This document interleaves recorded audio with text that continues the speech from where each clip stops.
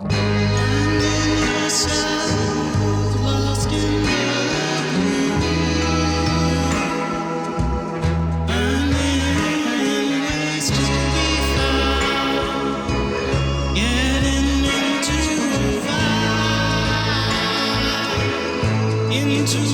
your mind, lost in Rocco about my drum teacher. So they're projects I've done for myself, but I often act and collaborate on other projects. Well, those are kind of more indie art STEM films. That kind of reminds me especially when you talk about Germany.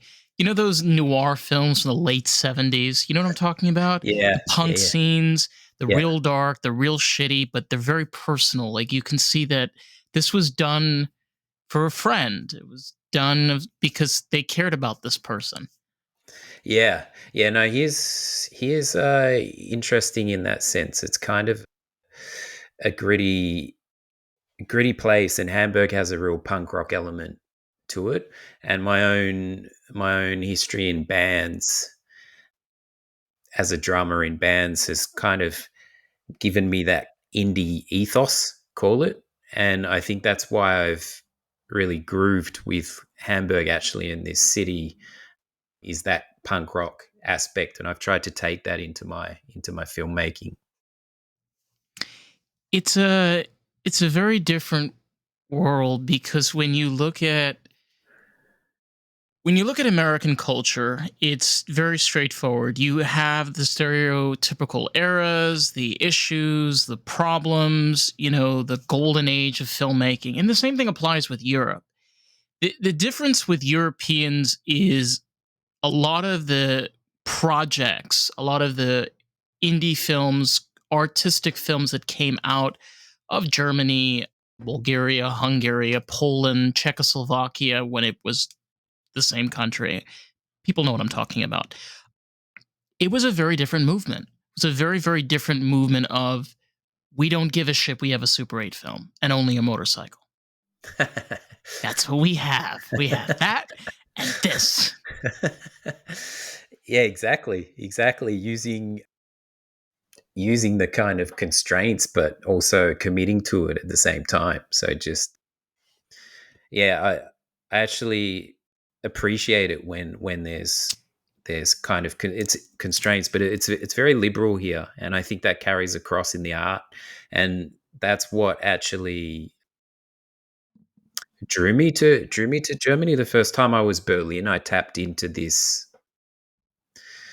appreciation for the arts, which I hadn't not to kind of bag my hometown, but I'm from Australia, and I found a different appreciation for the arts in Europe. And I was in a band in London and went to Berlin, and my first time kind of in an indie club in Berlin, I really tapped into this appreciation. Like the crowd, it didn't matter what sort of music was being played. Right. The crowd had this genuine appreciation, regardless of kind of style. And so I went back to London and told the guys I was with, "Hey, we should maybe give it a shot in Berlin because there just seems to be more of an appreciation for the arts there." And it didn't happen with that band, but I was very much drawn to here, and that's how I ended up here. Well, it's interesting you mentioned this because there was an English band that most people know of called the Beatles, and they really changed and rose to prominence and really became successful because they played 8 hours in Hamburg. Hmm. That is, you want to talk about the workers' cycle of artist industry. It's Germany. It's Hamburg, Germany. That's where it comes from. Many, many, many artists and creators will tell you that's where they got their spark and became incredible instrumentalists, incredible filmmakers, photographers. Absolutely, and that that history is here and it's present all the time down on the Reeperbahn. Have you been to Hamburg yourself? Or I haven't been to Germany, but I do have family there near Hamburg. My connection with Germany is a mixture of family and also the arts because I'm Jewish. But at the same time, I my family never really experienced that side. But at the same time, I had family that lives there. And at the same time, I've been inspired by art in Germany. So I have a very weird position in regards to German culture because I can't really have an opinion. Mm. Yeah, it's a nuanced area. Yeah, But unless I go there, but I haven't been there, yeah, you kind of have unfortunately. to. It's hard for me to it's hard for me to describe it to people, and when I do, I just speak of it so highly a lot due to the attitude, because the attitude is really up there for me in terms of importance in the in a place that I choose to live. But I mean, I have a son here. He's my primary reason for being here. But the arts thing and the liberalness and the Reeperbahn here, where you sense the Beatles' history, where it's all around you, the little indie rock and roll clubs. I mean, when I first came here 10 years ago, I was seeing bands on the Reeperbahn, to 10 people that then became massive, like the 1975 stuff. I saw those guys with like 10 people standing there, and I kind of thought, yes, that's quite common. That happens here. You see a little band down there, and next thing you know, they're kind of world touring the world. Yeah, it's a very it's a different it's a different worldview. It's a different perspective in many regards. You say liberal. The thing that I have experienced, especially with German cultures, it's not American liberal. No, that's an important fact. Actually, that's an important point. Yeah, I'm using that. Because American liberals, in my opinion, are extremist. They're Mm. crazy. And in many times are mentally ill. The difference is when you go to a place like Germany, it's what you would have thought liberalism was before Ronald Reagan was president. Yeah, I'm talking about a free. Yeah, I'm Yeah. talking about a free. I'm talking about a free spirited appreciation and acceptance. So, when I first came here, I'd be in a bar and I'd be chatting to someone who's like an accountant. They'd say, "What are you doing?" I'd say, "I'm an artist." And I realized pretty quick that I kind of had my guard up, but I realized pretty quick there was just like this level of acceptance. That's what I mean by by liberal freedom of expression as well, which kind of contradicts a lot of what people think Germany is. The stereotypical, a lot of rules, that type of thing. For me, there is a freedom here if you act responsibly. You're treated like an adult, and people respect that. You can drink on the street. Where I'm from in Australia, like there's a lot of regulation, a lot of rules, but we're supposed to be kind of the lucky country, kind of free spirited land, but it's actually very regulated. And then I come to Germany and like I can drink on the street and there's not even like security in clubs. And I haven't, in my entire 10 years being here, I've seen very little aggression in those type of environments. Whereas Australia, there was a lot of fights in clubs and stuff. So sort of just made me realize, like, treat people like adults, give them the responsibility, and they respect it. I once heard a story from a Holocaust survivor. He he grew up in Berlin, and he didn't go. He had a really, to make this long story short. He was a musician, and he escaped the war. He got caught, and he came back, and he survived. He died, I think 6 or 7 years ago. And he said, "Why do you think all of the world's greatest leaders, designers, artists, automobile creators, why do they all come from Germany?" And he says, "Mine eine." He says, like, from my own eyes, I could see why. And the thing is, as an artist, when you're surrounded by other artists, like you said, you can't explain it unless you're there. Because when you're surrounded by these people and you're talking to them, you're like, oh my God, who are these people? Where have you been my whole life? Yeah, it feels like you've kind of, yeah, that feeling of finding your community in a way. I mean, it first happened when I first came to Europe. Like, the first city I hit was Florence in Italy, and it was the first time I was like overwhelmed by architecture.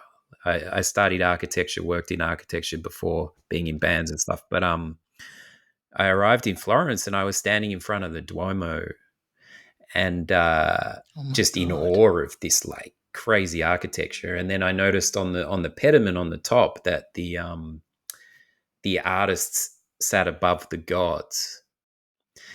And that was kind of a big moment for me because I had essentially come to Europe to like pursue art initially with with music, and then to see this position, I was like, okay, that's a huge, that's literally putting artists on a massive pedestal. So that was like the first my first experience.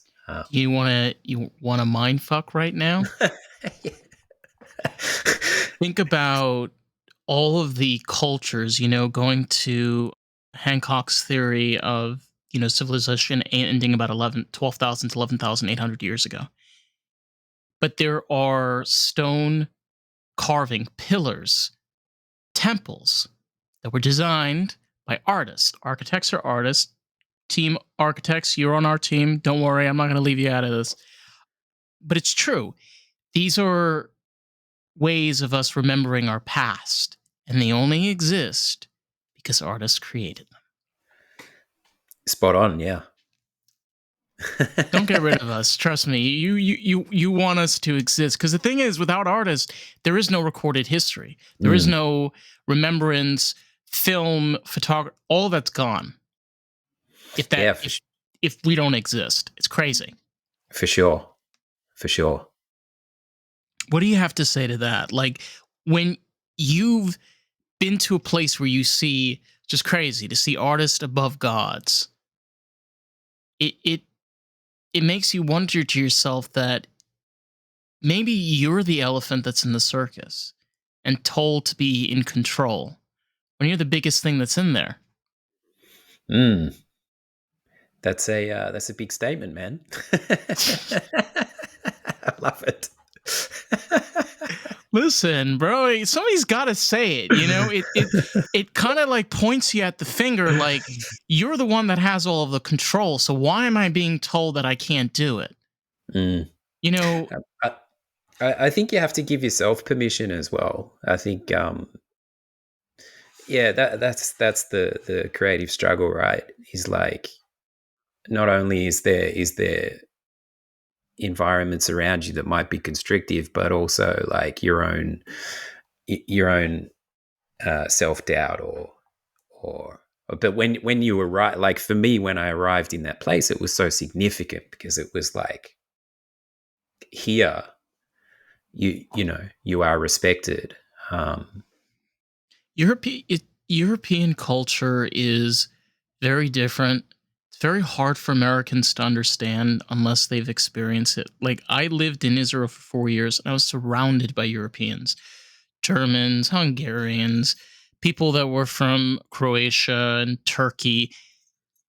And their understanding of Queen. I'm going to give this as an example. I remember once I was with somebody who was from Germany and I was playing Queen and their experience with Queen. And I was like, wait, so you mean to tell me the first time you heard Queen was I Want to Break Free in a cellar, like 40 kilometers away from your house, and it was abandoned? You guys just brought a keg with you?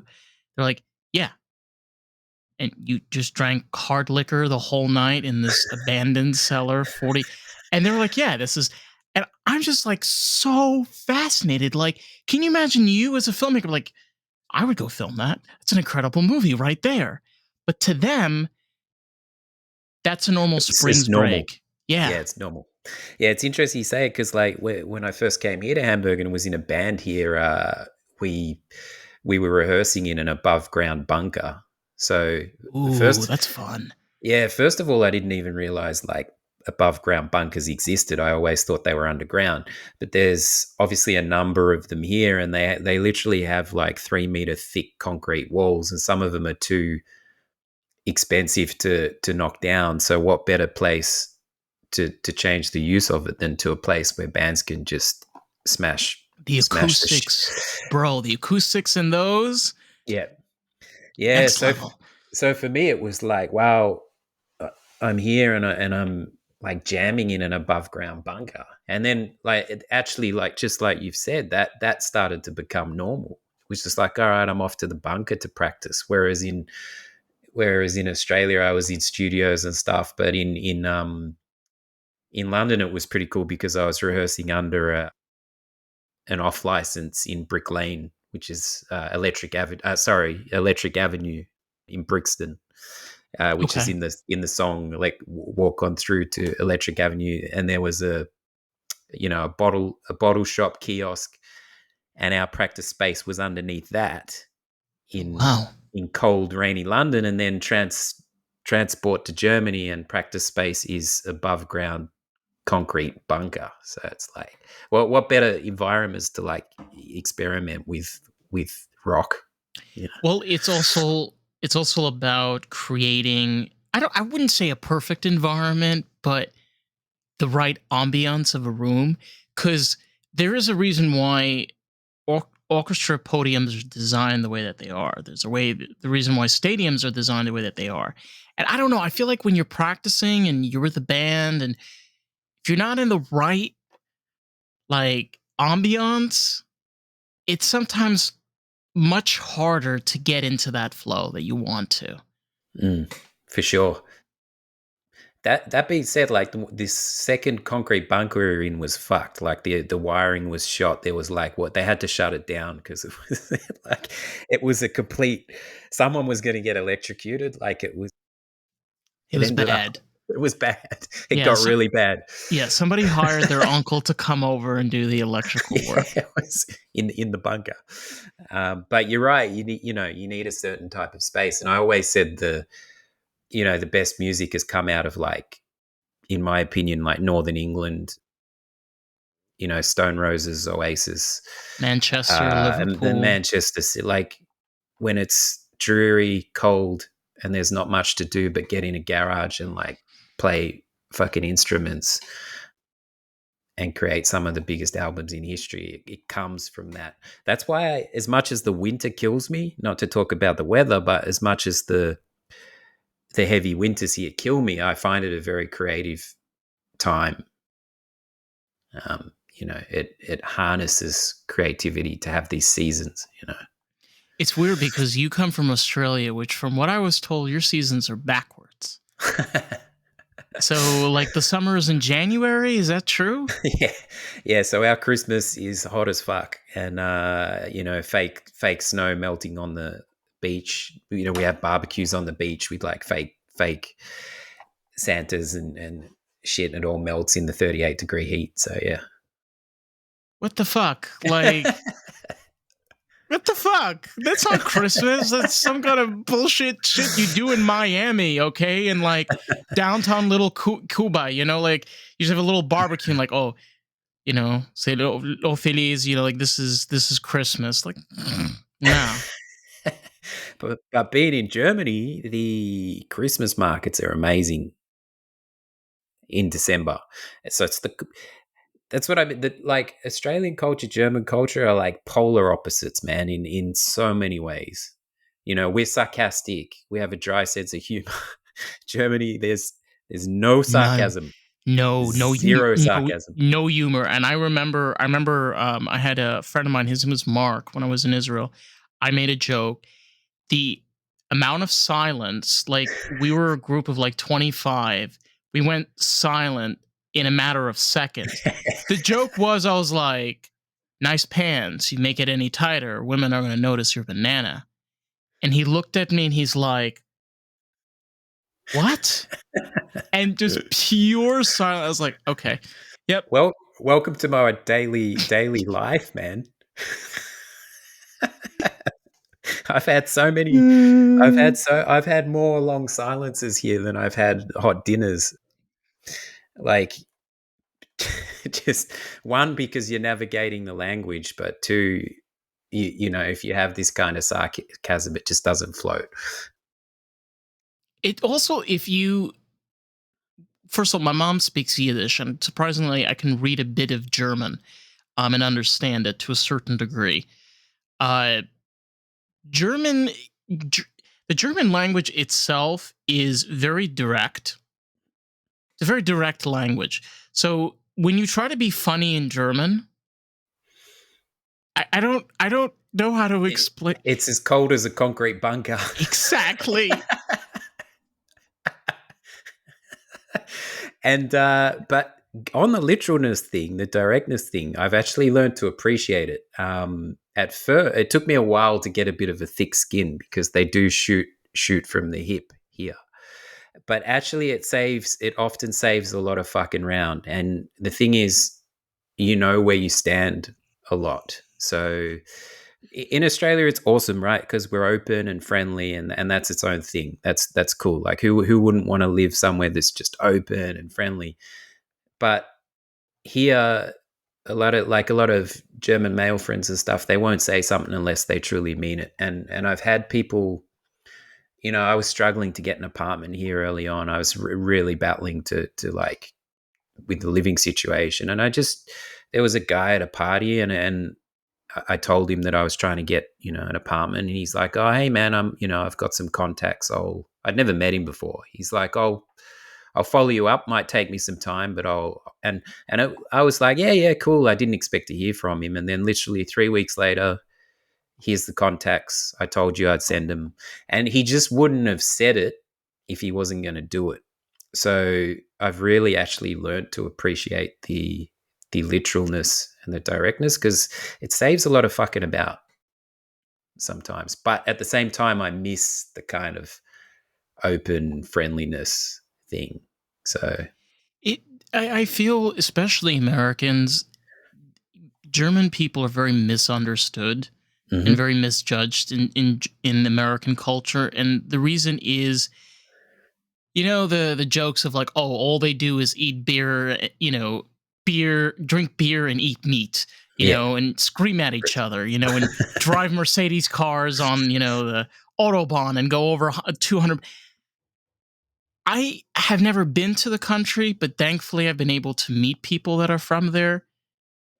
Every single this is just the way I've seen it. Every single person you meet that come from different areas of Germany will tell you like their different foods, what was it like for them as a kid, how crazy their winters were, but it's all different. They're all Germans, but they're all different. They all have different music and different stories and different movies that they loved, and you get to realize, yes, it's different, but it's a country of different types of Germans. Not just Mm. Germans, it's different types of Germans. There's a real progressiveness in the youth, actually. Every time I chat to guys coming out of school and stuff, there's a real progressive awareness. I've got a lot of faith in the youth, and a lot of that comes down to the education here. Also, a big factor here is like education being free. Like, that's a massive one to me. I come from a country where like you come out of university in massive amounts of debt. Same in Britain, America, and here they firmly believe that anybody should have the right to a free education. And But that comes uh, at a cost, though. You know that. A very mm, heavy cost, because what that means is you pay more in taxes. yeah, yeah, taxes here are heavy. Taxes here are heavy. But when I see kids coming out of university and they're Yeah. like not in debt, I think they come into the labor force strong, as opposed to coming into it like chasing their tail. But yeah, there's plenty of criticisms I have too. Like, nowhere's perfect, right? And there's a lot of bureaucracy here. There's so much paperwork and bureaucracy, and it's like rocket science. And when you don't understand the language, it adds a whole. It's heavy. It's really heavy. The biggest problem is, and I don't like getting political, is the EU. It really is. They are stubborn, old fashioned, close minded, and bigots. Every last one of them, because they don't want to understand that the youth are not fragile little, insects that are going to break into a million pieces. Just, any American, just listen to EU chairmans talk about the biggest issues right now that's going on. I don't understand it. I don't understand why there is this constant push of like, we need to protect them. What are you protecting them for? Exactly. What are you doing? I mean, you tell Yeah, me, you're around youth all the time in Germany. yeah. Yeah, the politics, man. I try to like, yeah. I'm just, It gets at I you though. It does. yeah. I had issues here because I had a British passport, which was giving me my rights here, especially with family and my son. And then when Brexit, the shit hit the fan, and it all got a bit worrisome here in terms of my rights and stuff. So yeah, I don't, I don't know. I don't know. Again, it's attitude to me over kind of back to that liberal thing. Yeah, not to use the word liberal, but back to that. It's kind of that's big for me. I try to stay out of the political shit I, show. I don't try either. The biggest issue is when it comes face to face in front of you and it starts to affect artists' work and career and threatens us as to what we are allowed to do. Because here's the thing: in order for us to create, we're going to keep on making what we need to, do because that's what we love to do and that's who we are as people. But then when you get silenced because they don't like what you're saying, Mm. that gets personal. I don't care about politics. Just don't come at my face and tell me what to do. Yeah, for sure, for sure. And the other thing in Germany, there is a lot of funding for the arts. In Australia, not so much. So yeah, I've been able to live a life here in Germany which has balanced my artistic life, my family life, which I just wouldn't have been able to do uh, where I'm from. So I'm pretty grateful for that, to have been able to balance an artistic life When it here. when did you start when you started filmmaking your filmmaking career in Germany? Why did you start your career there out of all places? And when It's it a good. It's a good yeah. question. I had grown up around film. My father's a filmmaker. I'd done some workshops and things when I was a kid, and I always had that. I grew up on sets, so sets were a comfortable place for me. There was a documentary about my football team when I was 16 that my dad made, and I just found sets to be a really comfortable place. But then all through my 20s, I was in rock bands and kind of moving back and forth, London, Australia, and so on. So when I finally settled in Germany, I was like, now I'm going to go back to my kind of childhood dreams and start pursuing primarily acting. And I was initially, it's a contradiction, because I was in this place that I'd tapped into this artistic vibe, but I was an Aussie in Germany trying to suddenly pursue an acting career. People just told me to my face I was insane. They were like, it's hard enough as it is if I was in LA or wherever, but here was this this Aussie in Germany, and it kind of made me more determined. When people literally told me that I had zero chance, I was like, well, it's not zero chance if I take it into my own hands as best I can and just make stuff. And so then I found here was a place that I could do that cheaply, locations, without permits and shooting stuff. And then I got a couple of projects that, acting jobs and stuff that showed me that I could actually do it, and that I was finding opportunities here that wouldn't have presented in other countries. So a whole heap of trial and error, but I started to embrace my unique thing, which was that I was completely a fish out of water. It's like, well, if I'm the only Aussie in town, perhaps that's kind of a unique thing and I should embrace that. But it was fucking crazy. I was going for auditions in German and I had barely any German. It was kind of bold to throw myself in, but a little bit stupid at the same time, thinking that I was going to uh, land these auditions. So a whole heap of trial and error and a lot of like extra work and stuff.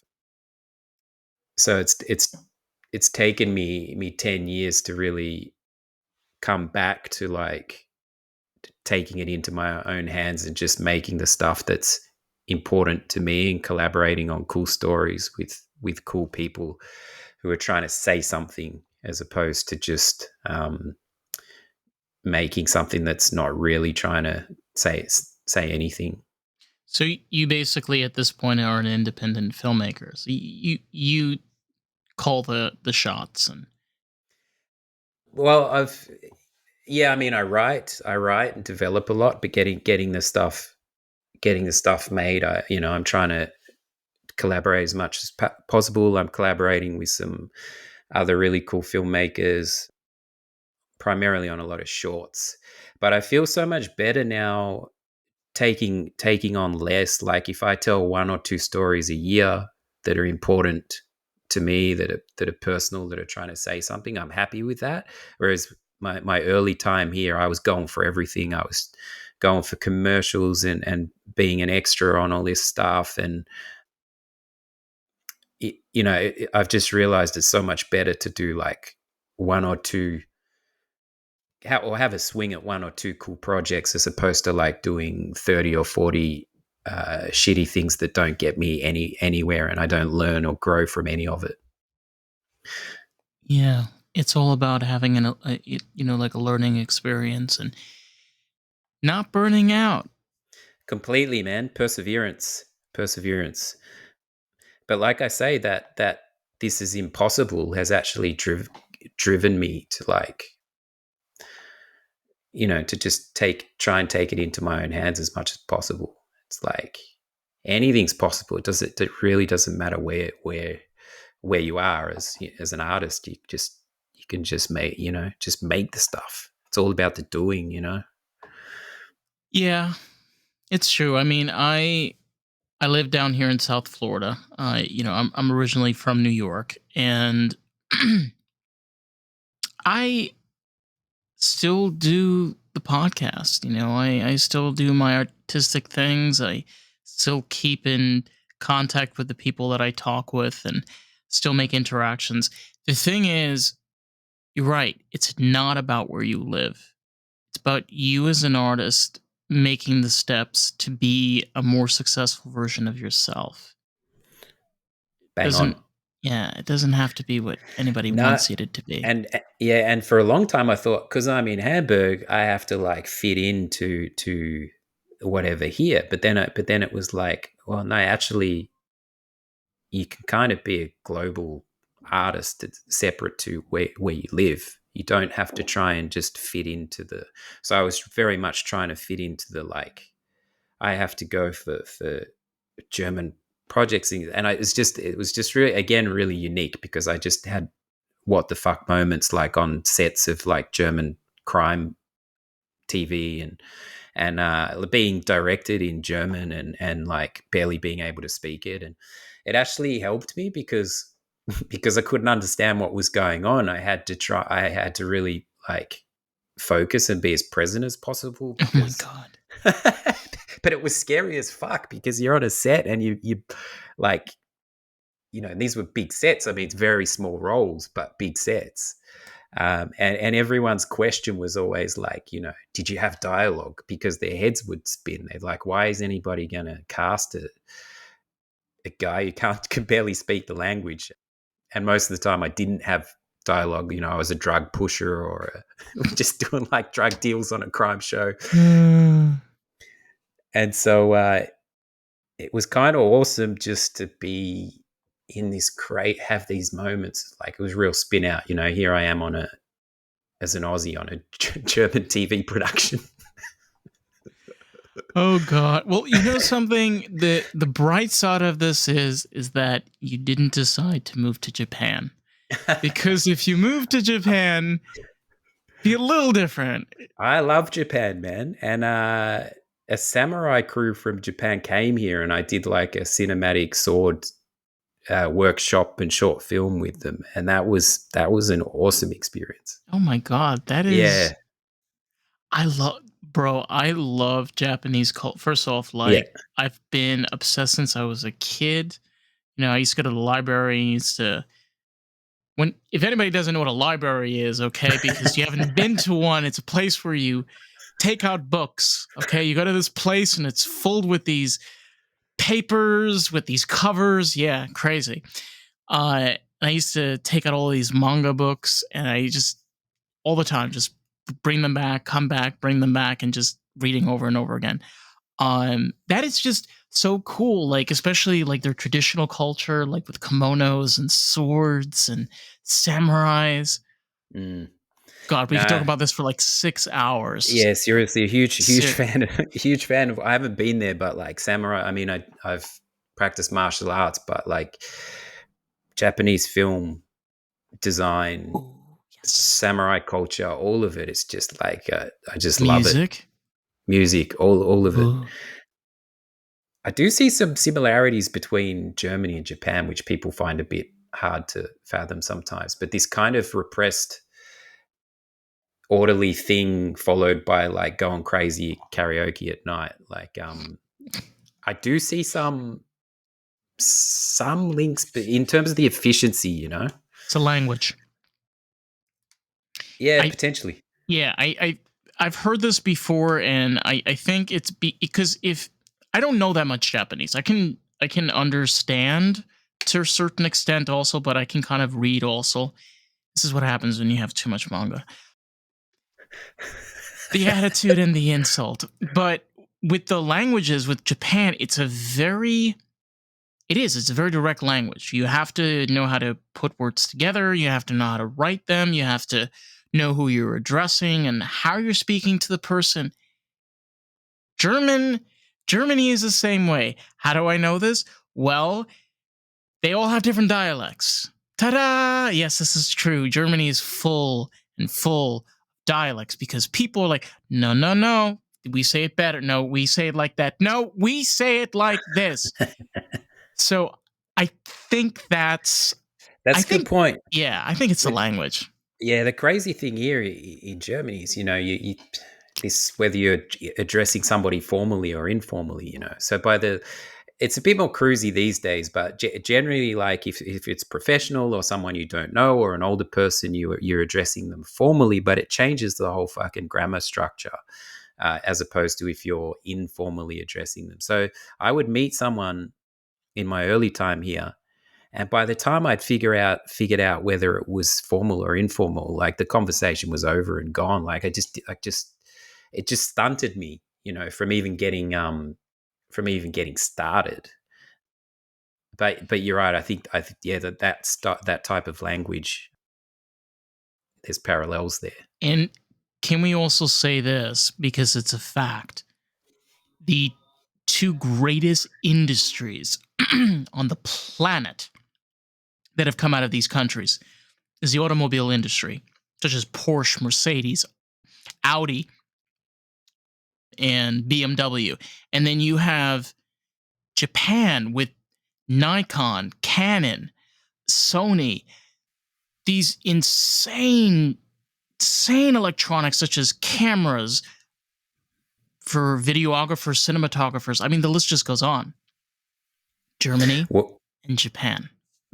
efficiency, work hard, like real work ethic, like hard working. I think in Japan, like in Suzuki, they knock off work at like 5:37, like to the minute, and all the seating is in like a hierarchy type thing. Oh God. Well, it's funny because I mentioned cars. I never would want to buy a German car because I'd always be afraid of breaking it because I did own one. And I love Toyota cars, but they're too boring. It's like you have these great cultures, but they tend to do things that, especially for me as an American, I'm like, nah, So no. what's your favorite? What's your classic? Um, my my favorite car brand. My favorite car brand is Volkswagen. There you go. Yeah. Yeah, I love their. My favorite is their camper. My favorite would be like the I got 70, I got a 77. I got Yeah. a bit of a crazy Volkswagen story. I'll keep it short. Ooh, no, don't you? Well, Come on, go. I want to hear this. well, this was actually my first kind of big job here in Germany. Like it was a Volkswagen commercial, and it was it was Ooh. actually an amazing experience. One because I just, as I keep saying, I'd been told I had no chance, and they were actually looking for a couple of international guys, and sort of it was like, you got it, no you haven't got it, you got it, and then all of a sudden I got it and was being like whisked off to like German countryside for 3 days. Oh And it was wow. a big, on these commercials, big productions, right? We're Mm-hmm. talking like This is stadium. Volkswagen. Like Yeah, and I was big. pretty, I trained in acting and stuff, but this was my first sort of real deal job. And we get out to this countryside, and there's like stadium lights, and there's just a stream of cars coming to the set, and I'm just like, who are all these, why? And they're like, well, the agent's got to be here, Volkswagen's here, the crew, the production company, the everyone. And I was just like, holy. So it was just me and the other guy, and it was quite, the initial scenes and stuff were quite nerve-wracking, but the director was an absolute legend. And once we got into it, we had this amazing 3 days going around in this old school little GTI. Uh, My like, God. go, and we would No just way. we would just go from one location to the next. Like we'd go from a lake where we would like a boat, and then we would go to like a graduation scene, and then we would go, and we would just, me and Val, the other guy, and the American guy, we were just having an absolute ball. And at the same time, I was realizing like, hey, I could do this. I can carry my own on a big set. And it was a really amazing experience. And I was kind of, these 3 days was kind of like I had been off on an island somewhere. Like I didn't know what was going on back in reality. And I got back to Hamburg, and I messaged a couple of people. I was like, been doing this Volkswagen shoot, pretty like chuffed. Was a good experience. And they're like, Volkswagen, ha ha ha. And I was like, what are you talking about? And they're like, have you seen the news? The first day of shooting was when the VW scandal happened, Mm-hmm. the emissions scandal. We were unaware on the set that this was going on. Oh my That God. that Volkswagen was basically, rightly so, being chastised in the media for tampering with emissions on their cars, particularly America. America was pretty pissed at Volkswagen, right? So I get back, and it's all over the news. Volkswagen is like kind of evil, and I was just went into a spin. I was like, well, one, I don't know if this commercial's ever going to see the light of day. And this is kind of maybe my foot in the door here in Germany. And I thought it, for a commercial, I thought it was a really good concept as far as that type of stuff goes. So I was freaking out. And then I was like, well, secondly, do I want to represent, like morally, do I want to represent a company that is now like being vilified all over the world? I was like, do I want to have my face associated with that? I was spitting out, man. Like I had to call my dad, and he was like, he just didn't know what was going on and stuff. Anyway, Yee. I heard donuts. I heard nothing for months. And about 3 or 4 months later, I just literally had to sit there and accept that it just wasn't going to happen, that it just wasn't going to come out. And I let go of it. I was like, that's the nature of the business, right? That's how it goes. But I was clinging to it a bit just because it was Germany, and it was such a rare chance. Uh, anyway, the next day it came out, and they were like, we just had to, like, everything had shut down. but they were like, we just had to like push it through because it was cool. But to finish, we were ripping donuts in this GTI, and we were giving the car like a fair bit of a hiding. And then we got out the car and we were like, is that cool? And they're like, well, as long as it goes back to the Volkswagen museum in one piece. So they'd actually got it from the museum, Oh my and we god. were given this thing like an absolute thrashing. But I had a ball, and it was just like we had lunch in a castle, and it was an amazing experience. And I just, again, when I'm old, uh, sitting at the bar, I'll be able to look back on those 3 days of just like doing what I love in a foreign country, and yeah, that's the Volkswagen experience. Oh my god, it is. And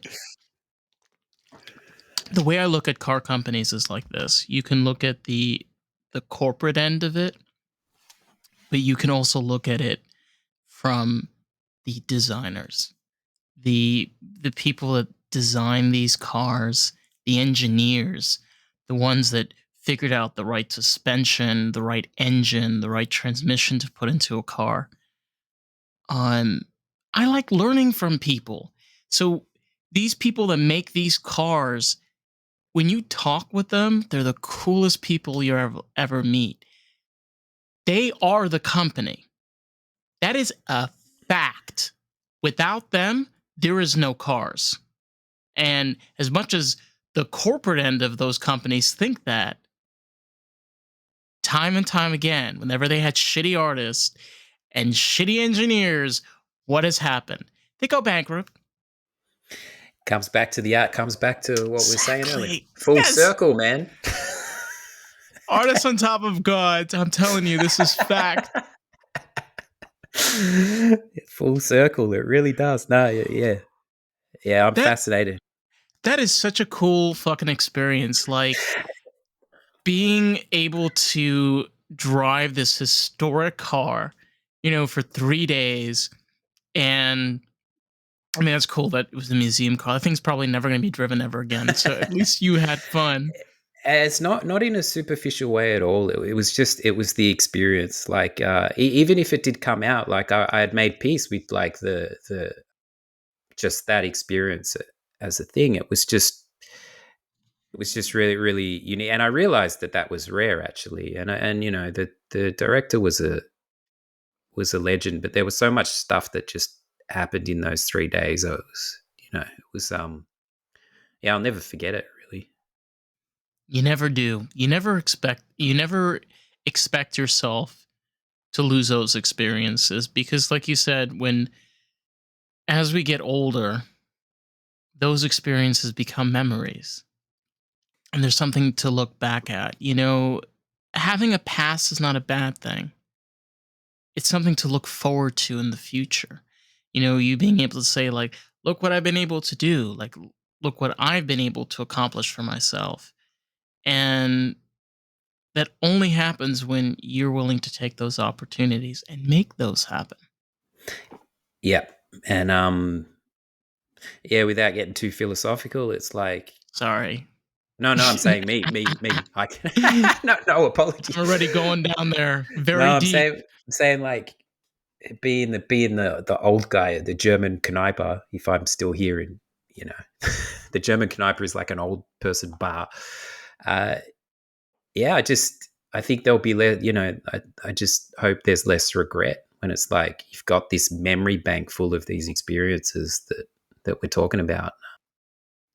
Not to live in the past, but just to like know that you had a crack and it didn't necessarily always go how you thought it was going to, but you had these unique and like wonderful experiences, exactly as you've said, because you put yourself in that realm. Right.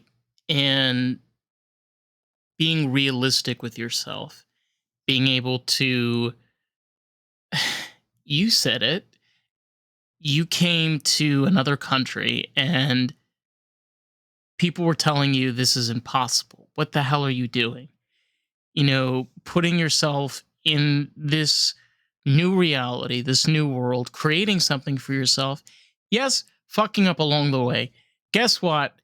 We do that sometimes. That's just a fact of life. But because you made those choices and decisions, again, it's not going back into the past, but it's you making those stepping stones for the future.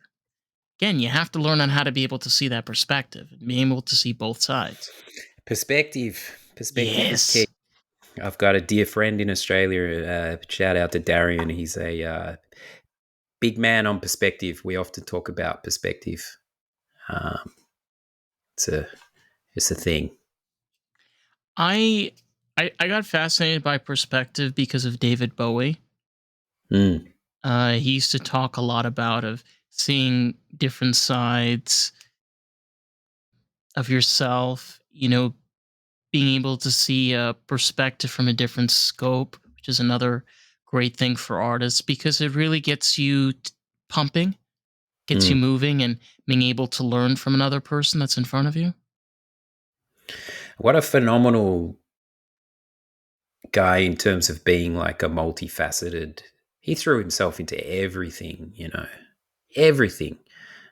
Like talk about like I've heard in LA in the past, like if you did too many things, it was like I don't know, I've never been, but it's like you called a slasher, right? Because you're something slash something slash something. But I've learned to kind of embrace the multifaceted artist thing, and David Bowie was just like, if he was a slashy, there was like 50 things, and that's Plus, just like phenomenal, you know. he was a different type of creator, and I think the lesson that he tried to teach is the same one that you've been doing for yourself for the past decade, which is if you don't try and you don't accept the fuckery, you can't succeed. Fuckery's the word. I love it. Listen, he lived on bell peppers and milk throughout the 70s. I'm not Wow, kidding. He said what a this combo. yeah, that was all he ate for 10 years. All right. He's the one you should be listening to. Yeah, it's quite the combo. Bell peppers and milk. Oh, Yeah. and cocaine. That was the other one. Cocaine. tweaking the Oh tweaking yeah. the dials, right?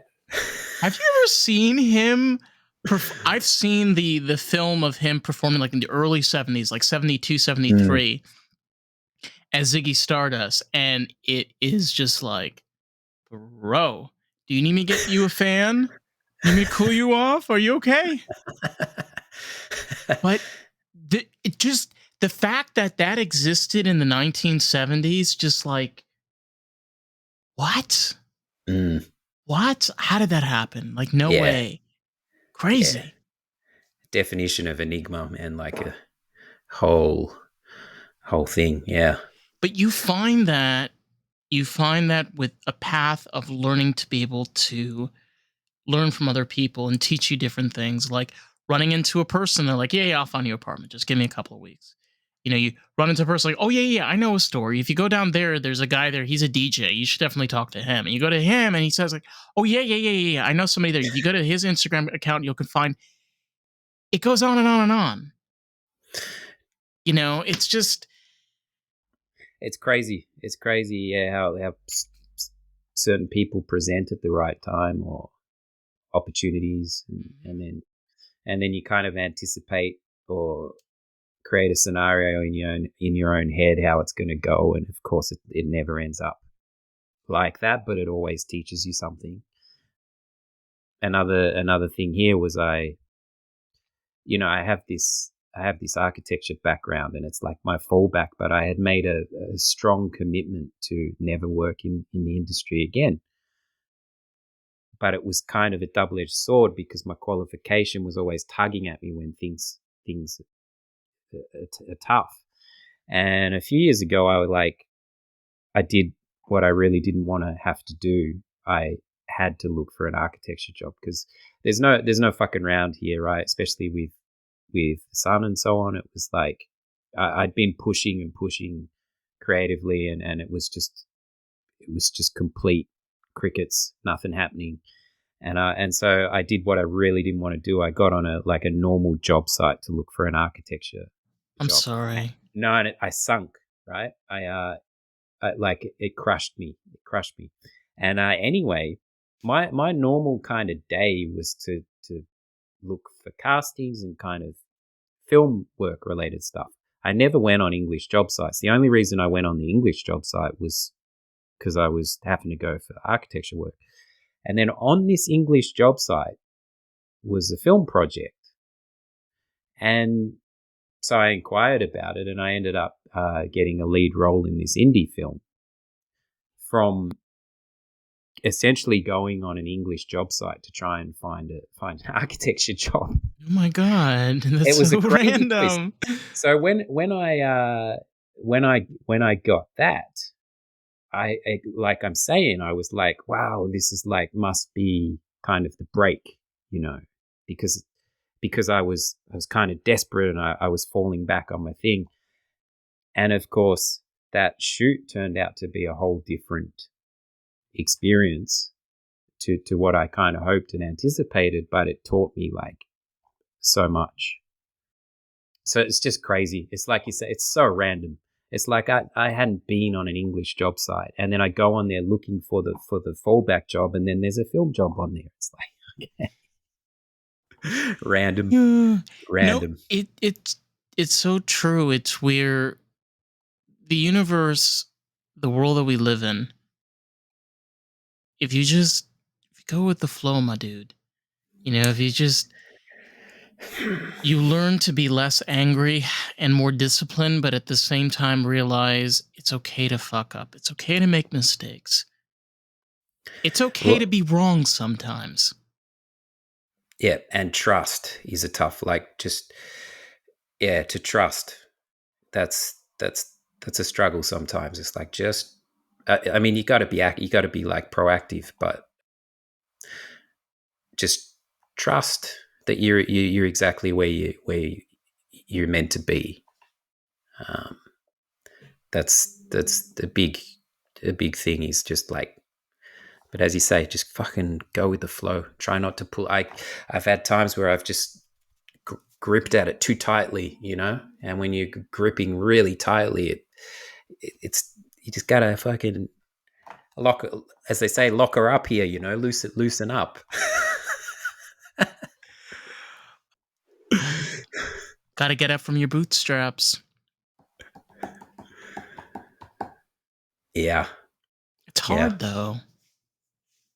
yeah. Trusting is hard. That's my point. But It's more it I had a conversation with somebody the other day about this. Is for me, trust is not the only thing that I expect out of a person, but it is such a pillar, because when you can't be honest with somebody, straightforward, you can't tell them how you feel, why are you friends with them?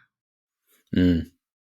Why and what if Yeah. yeah, and if trust goes, I think that's the foundation is gone. Like I mean, you can try and rebuild that, but I think trust is like a real pillar of a foundation in any relationship. Trust and respect. You know, if there's no trust or respect, like you don't have a lot to kind of go with there.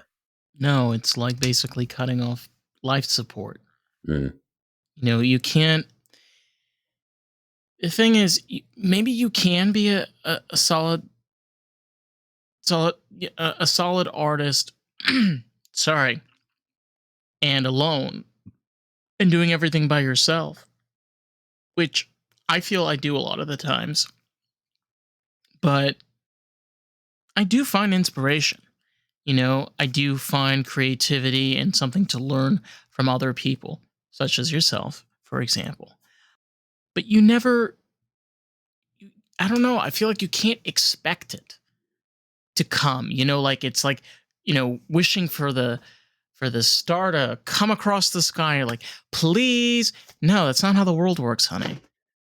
It just We happens. Yeah, it's the old the cavalry ain't coming. I like that statement. It's been used by Mark Duplass, you know, awesome indie, well, renowned filmmaker now. But yeah, the chariot ain't coming. Like it's not coming to sweep us to sweep us away. that's why. But it's taken me so long to like really go at that fiercely, take it into my own hands and not wait for that chariot. Anything that I'm offered or a collaboration is awesome, but at the core of it, I think I'm like you in that I try and do a lot on my own, and yeah, I try and lift everything by myself sometimes, and I love to do it, but yeah, together and like collaboratively, we can really feed off each other and bring put a spark to ideas collectively, as opposed to like, yeah, I think I get caught sometimes in just trying to do everything solo. Yeah, and to add to your point, having trust and respect with people, having those pillars is sometimes, and I'm not trying to put this on all artists, but sometimes I feel is hard to have. Not only with just with artists, but I feel with a variety of different type of people, of just not being able to open yourself up. It I know it's scary, but the thing is, if you want somebody to be there for you just as much as you want them vice versa, to be there for both of yourselves, you need to be open with the person. You need to be honest. You need to connect with that person. Honesty is key, man. It really is. It changes people. Yeah, yeah. Honesty and vulnerability. People don't like to be hoodwinked. We all have a bullshit radar, you know, and people don't like we don't like it when we feel like we're being. I'm just a big advocate for like intuition and instinct. Trying to tune into the intuitive side of things. How do I'm you I'm do always going on about it. how do you do that for yourself? Well, I trained it in martial arts like a muscle, and yeah, I sort of have taken that concept of treating it almost like a muscle and exercising it. It doesn't make it any easier, but we all have this sense of knowing, and it just proves itself over and over again. Like you said before with the fuckery, it's honestly like you agree to something, and then as soon as you agree to it, you get this vibe. You're like, I've been on this dance floor before. I've It's not I've seen this. 1974 anymore, honey. I've seen this. I've seen this before. I know where this is going, and you just have this vibe, and then it's no surprise when It happens. it happens, and you're like, well, fuck, I didn't trust my intuition, did I? I felt that way many times, and I remember once where I trusted my gut. I had I'll never forget this. I went this was up north in Israel, and we were a group. We went on this bus, and it was really nice, and went to like this little farm for the weekend. And there was this guy there, and there were a group of my friends there that were all girls. And this guy kept on harassing this. Like, I knew there was something up with this guy. Like, he came onto the bus and just it was just weird. And then he started messing around with her, and I was like, I don't like this. I have to do something. And I felt like I have to do something. So I went up to him and I let him have I was like, if you dare and touch her, I swear to God, I will break every bone in your body. And he was like, whoa, whoa, whoa, like, you don't have to get harsh, man. I'm like, I'm not getting harsh with you. She said, leave you alone. Leave her alone. So leave her alone. And it's so true. If you just sometimes just like listen to the little eeny weeny little voices, like, go for it. Go for it. Trust me. But good on you for acting. I mean, we I guess it's not great to be impulsive, but that's different because you acted on an instinct that this was a shady situation, like a shady Many people thing. don't react though. Many people won't get No, involved. this is what I mean. You actually committed to that, and like you quite possibly. evaded like a bad situation there, which is pretty cool.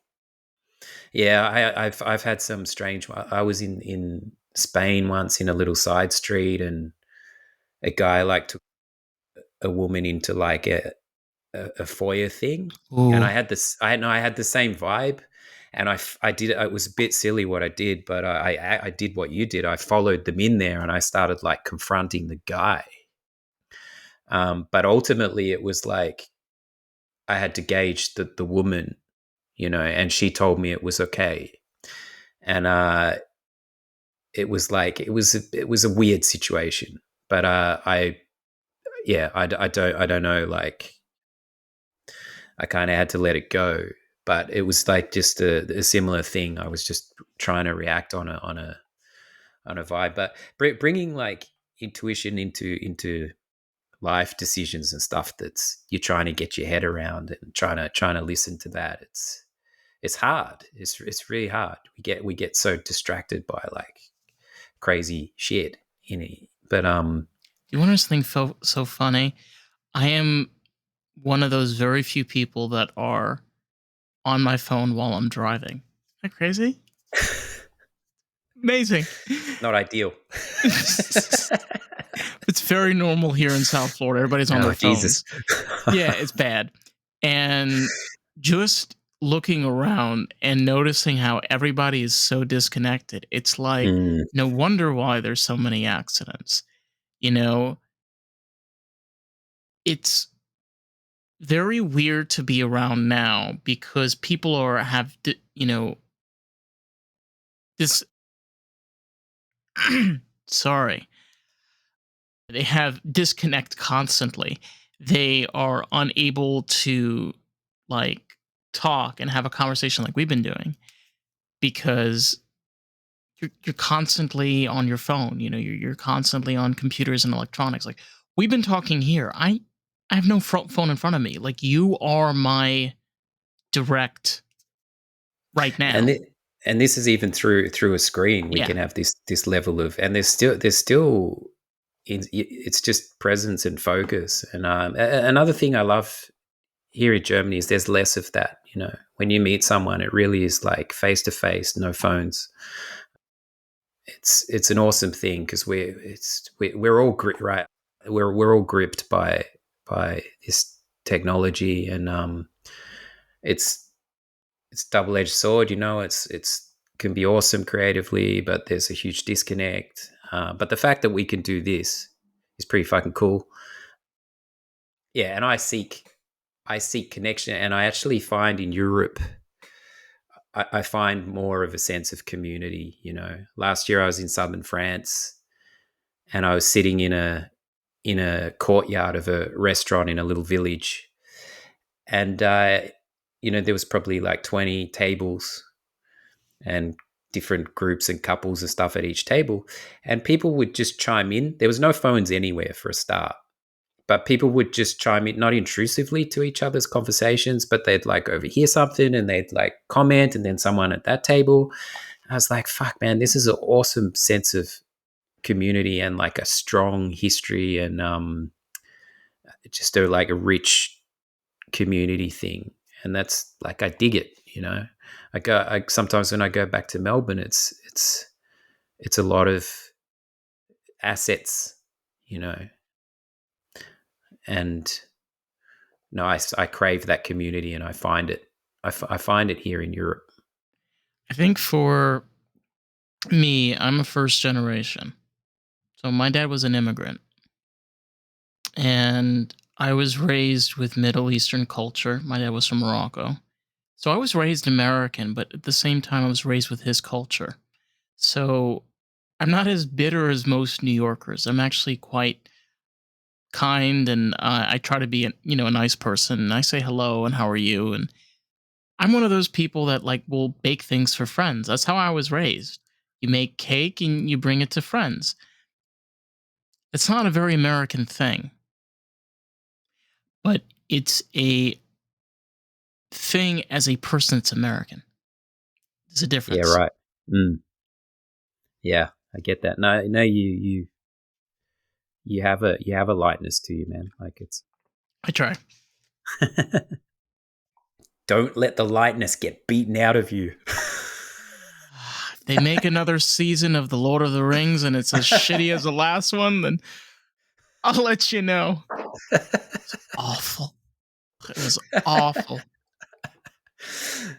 You're a big fan of the original, obviously. Oh my god, yes. Yeah, But I think the Game of Thrones. I don't know if you've watched it. I think it's called The House of Dragons. I haven't. No. Oof, it's good. It's really Mm. good. But I don't know. I mean, like for yourself, because I mean, you were raised Australian, but like for your own self, I mean, how do you feel in regards to like, do you feel German or do you feel Australian? Great question, man. I'm in limbo land, right? I'll never be German. I'll never. I'll never. But it's funny once you're in a place long enough, certain things.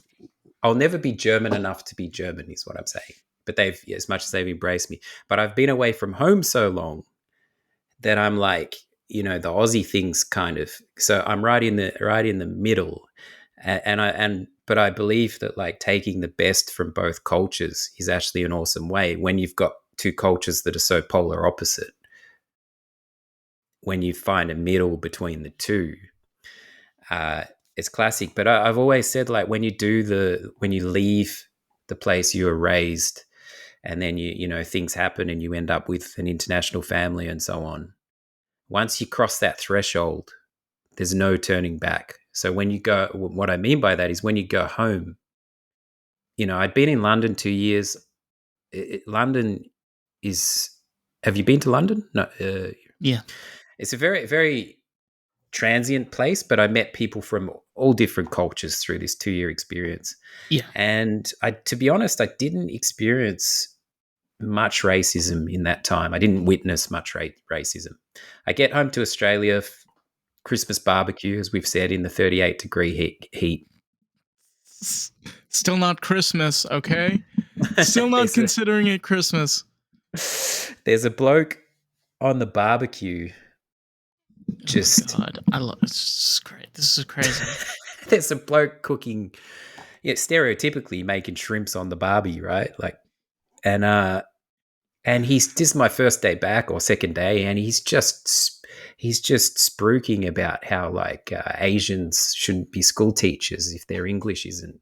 And I was like, Jesus Christ! I was like, I've just been in one of like a mega city, and I've met every culture under the sun, and I've experienced very little racism. And I come home, and I have to listen to people who basically haven't even left where I'm from with this stuff. I know. I can relate so well because I work in a call center. Unfortunately, I work for corporate America. It's the only way that I can make money. But I get these people on the phone that are like, "Oh, these people are from the Philippines, and I don't understand them." Yada yada. And I'm like, I've been around people that are from the Philippines, and I will tell you this: if you've been to any places in Asia, they probably will speak as good as English than people in Singapore.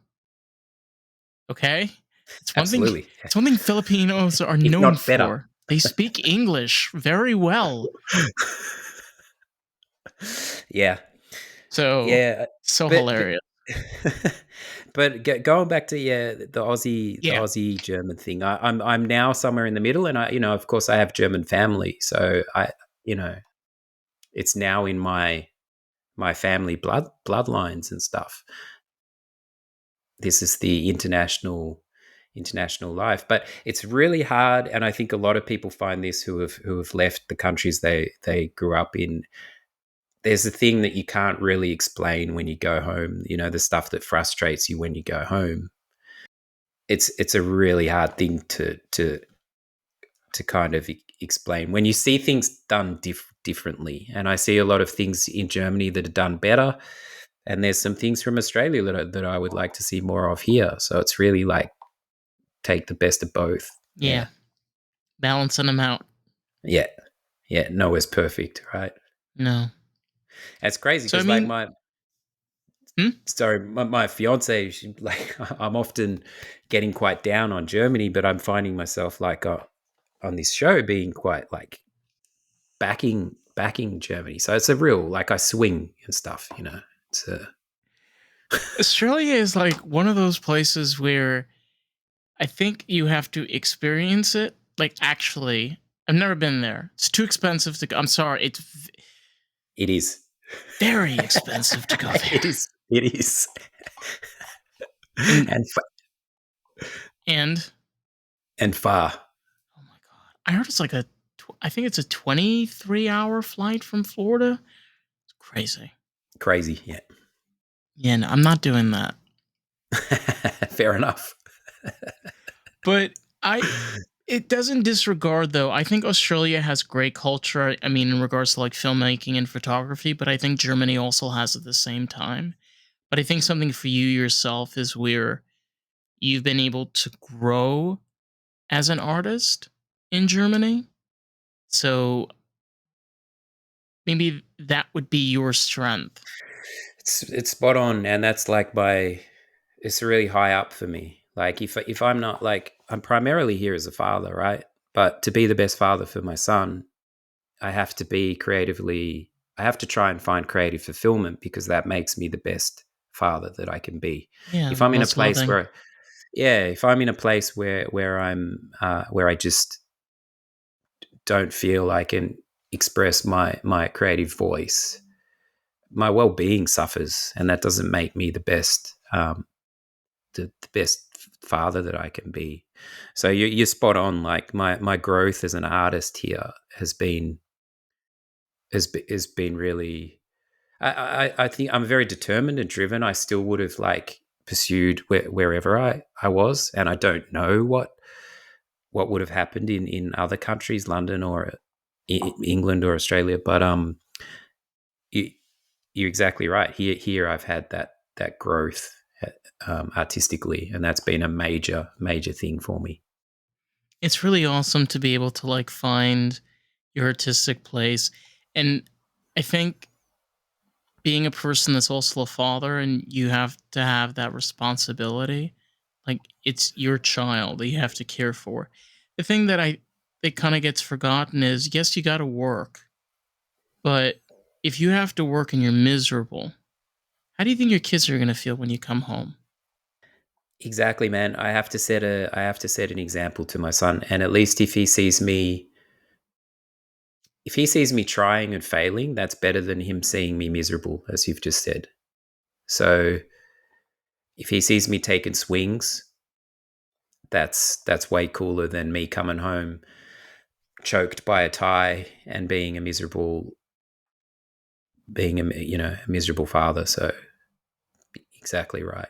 I fucking worked in a call center once too, man. I lasted 6 days, I think, before it was just. Been there for over a year. I I understand. I understand. And my situation was particularly bad. Like it was in debt collection. It was horrendous. Um, but yeah, That's bad. That's I've done very, a lot of. very It bad. was very bad. I've done no training, thrown in the deep end, like 30 people Ugh. waiting on the line, chasing chasing people for like $1,000 bill that mobile phone bill that they'd racked up in like 2 weeks. And I just didn't care. I didn't care. I was like, dude, I understand if you can't pay this. Like, I'm just like, but I've Eh, had a lot of crazy shitty jobs too. So, it's not a pretty road to become a successful artist. It's a very dirty, dirty road. it is. It is.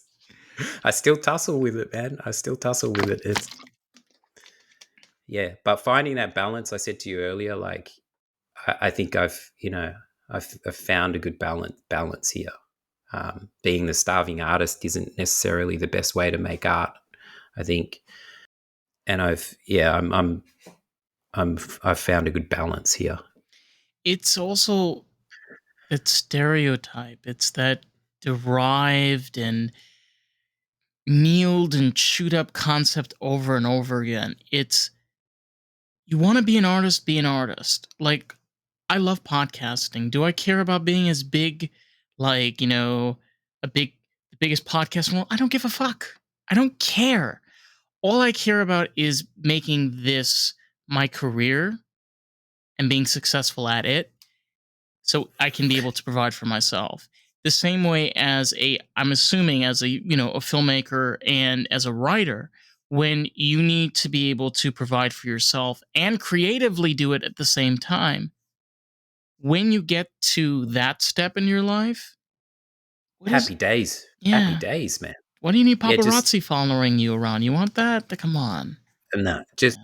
just to sustain, be able to do it, and yeah, I received some funding here, some research funding a couple of years ago, and it's just a dream come true to have the time to like research and to know that that was what I had presented was being considered and backed.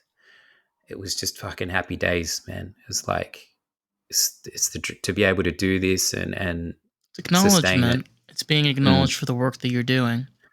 yeah, yeah. That's the dream, just to be able to keep doing it and try and have it resonate with people. These conversations are just they're these long form open conversations. They're awesome. They allow people to really, again, like open up, learn from one another. And the thing is, when you shorten people's way of communication to a 5 minute or a 10 minute segment, you really limit it. Uh, sorry. That's all good, man. Yeah. You limit the way that we can communicate openly. You're not pressured in any way, shape, or form.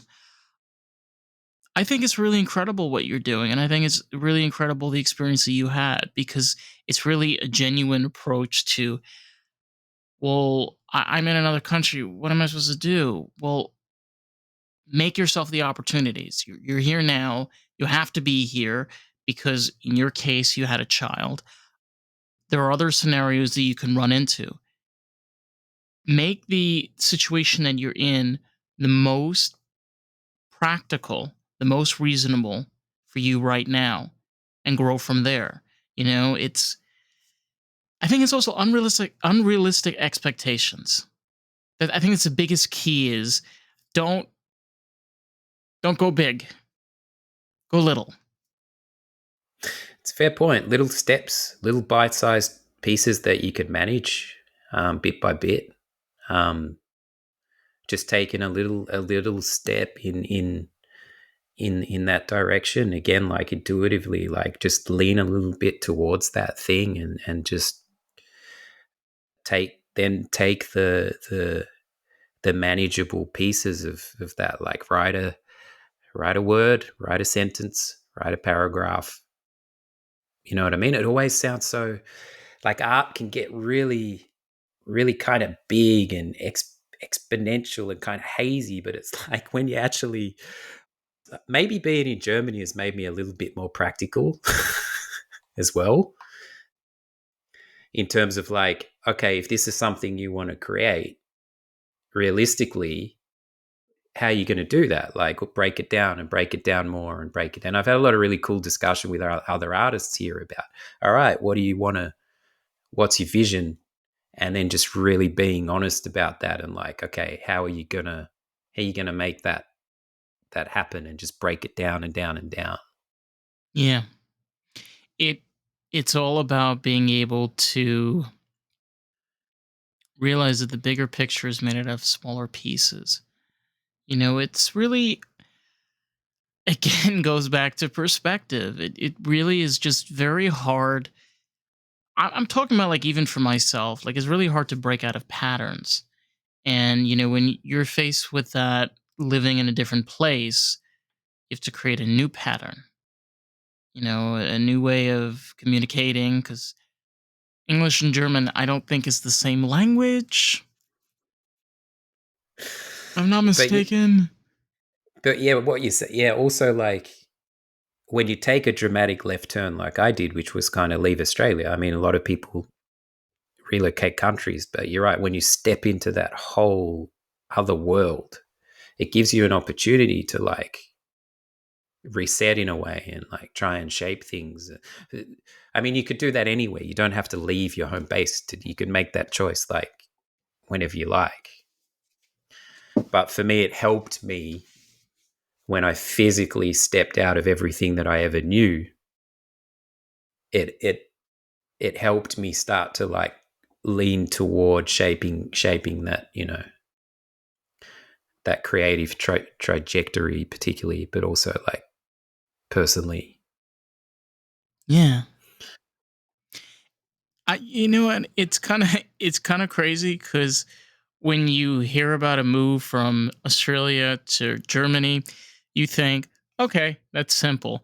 But then after listening for an entire hour about the experience over 10 years, 10 plus years, Mm. you're like, whoa, oh my God, wow, okay. That Yeah, that it's ain't the half of it, you know. It just another thing is like when you arrive in a foreign country and there's no English and you're like in your 30s and you can't even order a loaf of bread, you're sort of like, Jesus Christ, I'm too old for this. Like it, but then you got to make a choice. You're like, okay, for me, I for me it was never a choice not to be in my son's life, and it was a bonus that he's in a city that I love. You know, if he was born in a city that I wasn't particularly keen on, it would have been much more difficult. But yeah, just to go to it's very humbling to be in a situation where you think you know how to navigate most things, and all of a sudden you can't even like do basic shopping, let alone get medicine when your boy's sick because you can't um, read the stuff at the chemist. it's There's awful. endless, but this you know it could either beat you or it makes you grow. And in my case, it's like given daily failure here, particularly with the language, because still not a day goes fucking by where I don't like balls something up out there and try and I just mess. People hear my accent, their heads spin, their eyes like they just can't make out what. Why is this Aussie guy speaking like bad German? But this daily failure with the language, it's like bombing, right? It's like it's like public bombing every day. But I've learned to embrace it. Like I just embrace it now, and I don't curl up in a ball. I like it gives me great strength of character, and that's what I find it hard to describe to people and stuff. It's like just bomb daily at the grocery store. It's the best advice I can give. It's just bomb daily, and embrace the public bombing. it's just it's just another, I feel like it's just like another level of experience and something that I personally have never gone through, but honestly, my heart goes out to you, man, because if like I had to deal with that, like, bro, English is hard enough. And I'm like, what did that say? Huh? Oh wait, that was 6? I thought that was 8. Yeah, no, not happening. Yeah, I was on a set, and one of the lead like cop guys, he pulled me aside, and it was very quiet.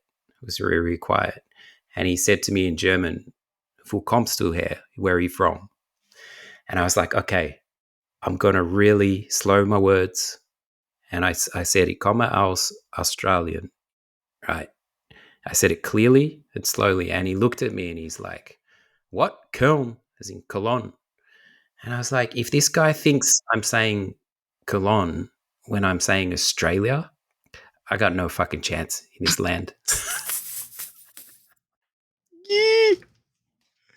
He was probably drunk. You know, a lot of these old actors on detective shows, they're you know, he was probably Oh my half god. baked. This just okay, this just reminds me of like that when Americans mispronounce, because this is what Americans do. We mispronounce anything that's in German is mispronounced in the United States. Everything. You know, I say Adidas or like what the fuck is that?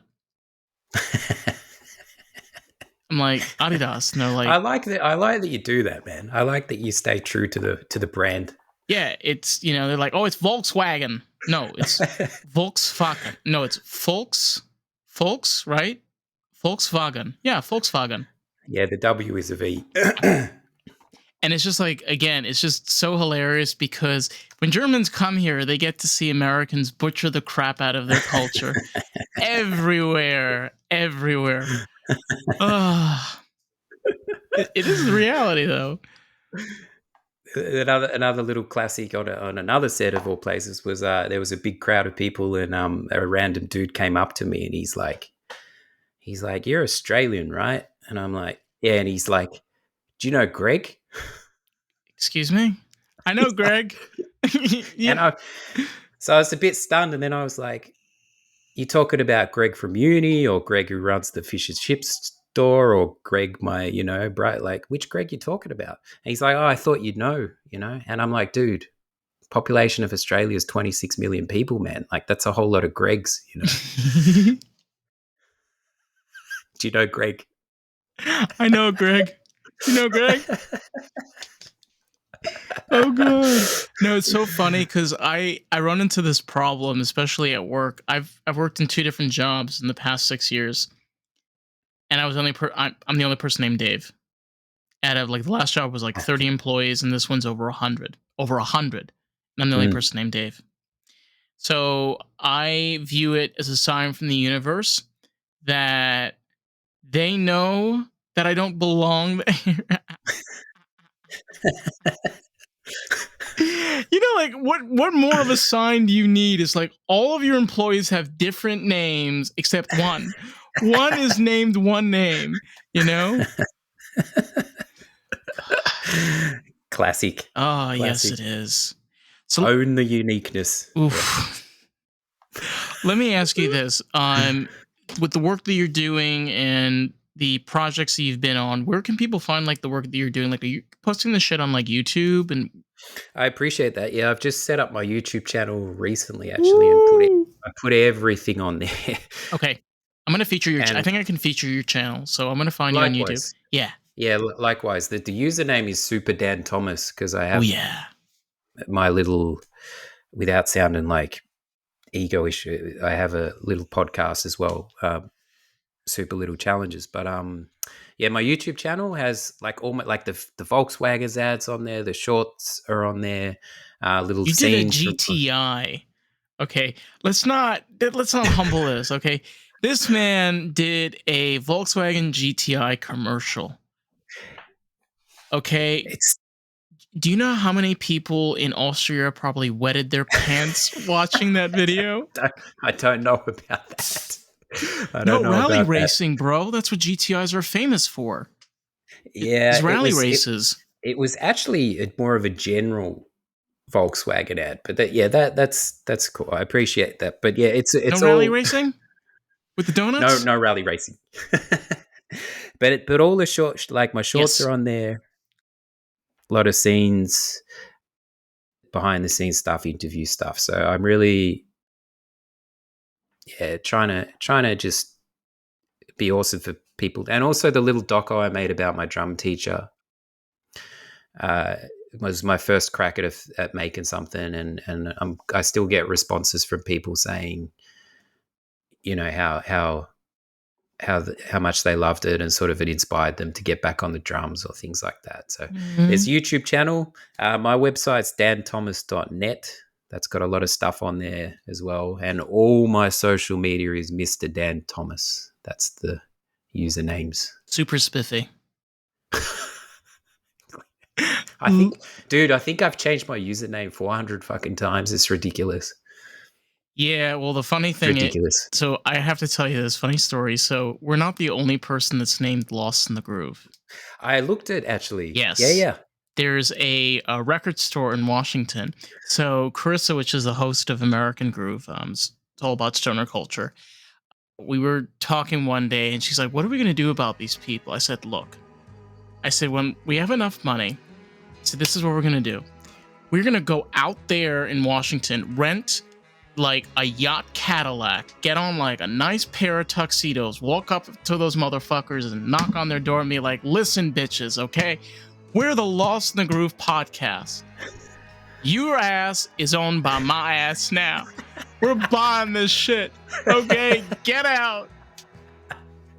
And I love it, man. And they won't know how to. They'll be like, "What the?" They might respond to this, but all love, like, no, all seriousness, we're just kidding around. I'm not being serious at all right now. I'm joking. Classic. Yes. But can I just say, Dave, it's really awesome what you're doing, man. Like, yeah, it's awesome to have these freeform conversations, connect like this on opposite sides of the globe. Yeah, just like, literally. Yeah, different time seriously. zones. Yeah, and like we've said, it's actually people might not realize, like, there's a lot of work that goes into podcasting. Like, just there's a bit of work in it. It's like those pieces again, you know. So I'm good on you for just being consistent with it and like doing it. Thank you for that, and it's my pleasure to have you on and hear about your experiences all the way over in Germany. And honestly, like, seriously, check out his work and short films. I would love to see the one with the drum. This is very exciting. And if you want to check out more of Lost in the Groove, we are on Facebook, TikTok, Instagram, and YouTube at Lost in the Groove Pod. So with that, stay groovy, my friends, and we'll catch you on the next one. Adios.